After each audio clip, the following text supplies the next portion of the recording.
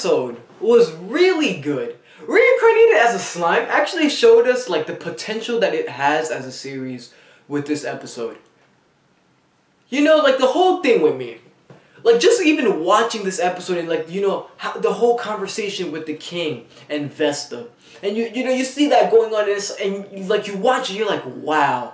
You know, you can feel a bit of empathy. You know, you can feel a bit of understanding towards Vesta, even though, you know, Vesta is in the wrong throughout the whole situation. Let's go back to what happened before I even get into this. Because if you guys remember clearly, Vesta is the one who basically we have to make swords for, who Kaijin has been making swords for, the dwarves, the brothers, they've been making swords for Vesta and the king, you know what I mean?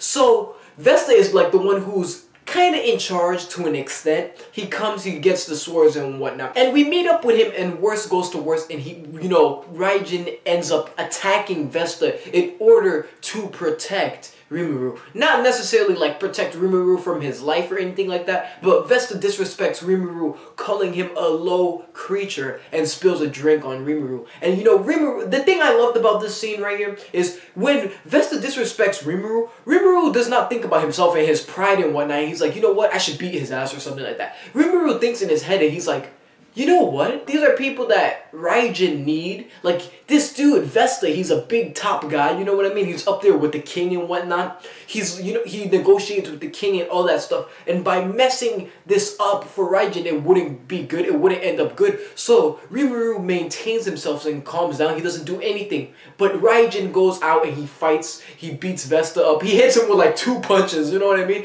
Hits the dude with 2 punches, knocks him out. Quick, cold. Yeah, but going back on this. So, because of that situation, we get arrested. You know, Rimuru and the dwarves, they all get arrested. And we're put in trial with the king. And you know, I really love how they handled this because you look at this trial, right? And you see, like, no one had the right to speak. Honestly, they were only given the right to speak when the king asked, like, you know, I want to hear you speak and whatnot. Like, there was a lot of, you could tell there was a lot of issues with this episode. Not issues like with the episode, but more like issues inside the episode, like politics wise and whatnot amongst the characters into why the episode was handled the way it was, and I really love that. So let's get into this, right? Vesta comes in and he looks even worse than what really happened to him. He has a broken arm and it's like, how did your arm even get broken like that? You know what I mean? He tells these false stories about how we just attacked him, but that's not what really happened.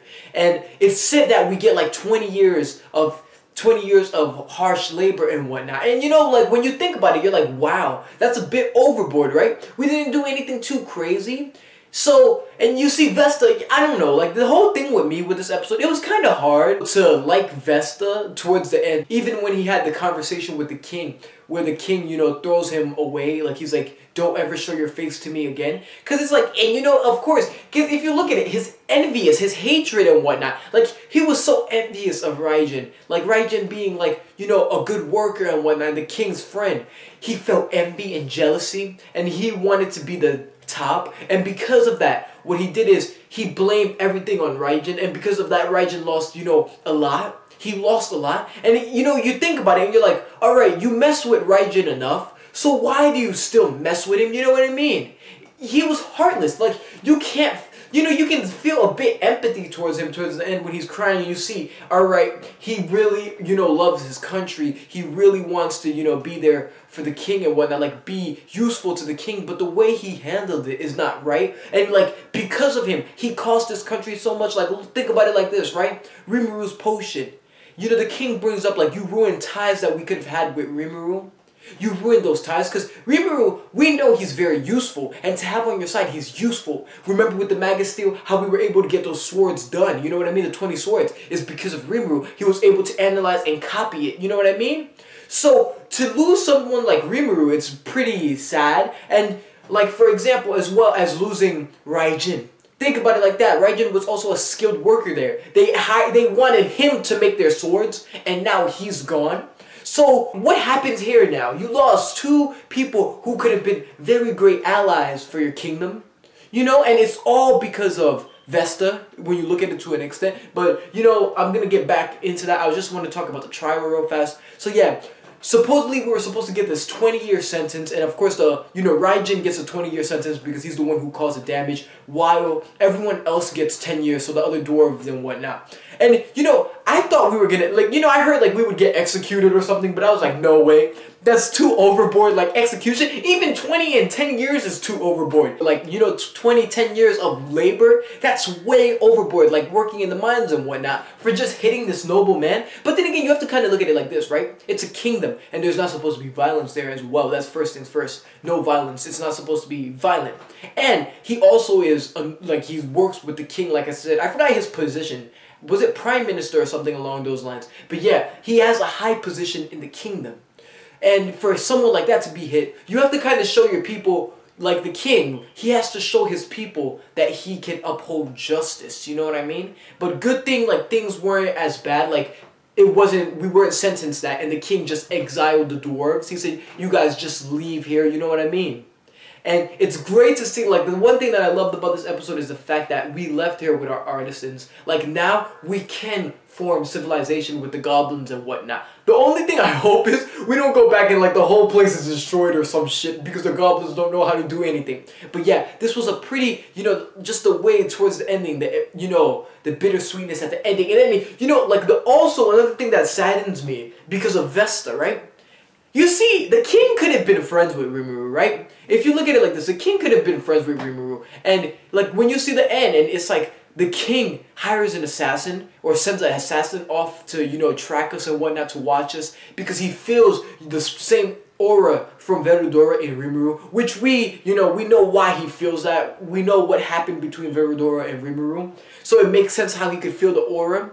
So, now, if you think about it, we're enemies to an extent, because he could have talked to Rimuru, they could have been friends instead of handling things like this, and he would have seen Rimuru was not a threat, but now he has to do things like this, like sending someone to watch Rimuru and whatnot. Also, that's kind of bad as well. Let's say Rimuru catches the assassin, and he's like, why would he send that? Then it's like, you're like, you know, why is he doing this? You kind of have like a little distrust between the two, you know what I mean? So it's like, you see Vesta and you see how he screwed almost everything, and it's like, you see his punishment, how the king basically says, don't ever show your face to me, and you know how Vesta is loyal to him.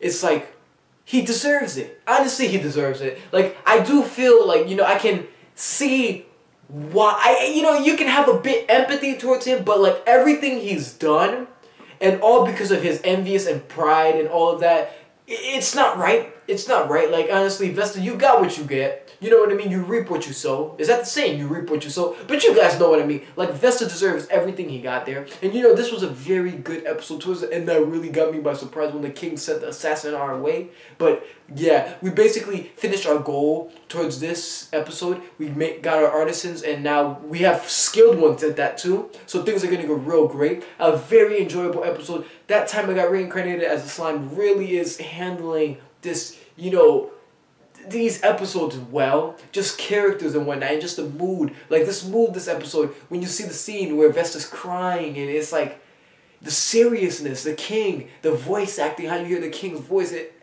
This was a really good episode. I mean, I don't want to say, is it the best? You know, it's hard to pick, right? We have 5 episodes, and plus, you can't really say something's the best episode when the show is not done yet. So we will see more greatness, definitely. But yeah, thank you for watching this review. Hopefully, I'm not, you know, missing anything. I feel like I discussed everything, but then sometimes, you know, you miss things. Yeah, but thank you for watching. If you made it to the end, you're amazing, yo. Peace!